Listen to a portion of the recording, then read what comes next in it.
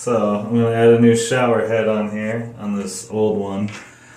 You want to try to get most of this stuff, the old tape and stuff off there the best you can. It's better to use like a brush, like a plastic brush or a wire brush or something, but I got most of it off. And then take your tape here.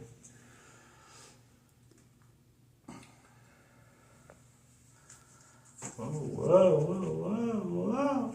Oh, there we go. Got it. Got it. It's kind of a bugger to... If you just start at the top and work your way down. Oh! And work your way down, you should be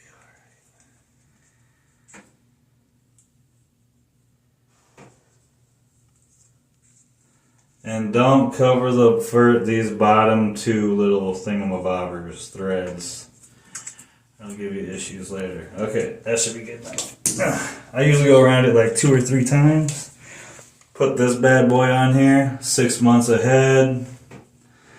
So, you know, that just tells you when to change the filter. I got this bad boy at Lowe's for like 22 bucks. And just crank her on there.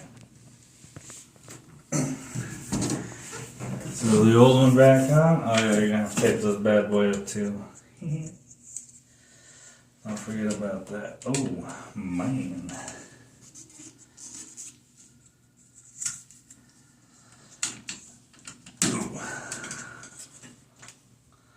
Oops, I kind of did cover those threads, but I think we're gonna be alright. I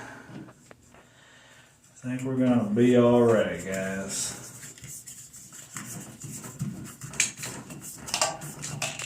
There's that.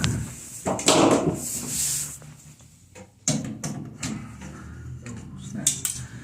Oh. I'll tighten that later, but let's try her out.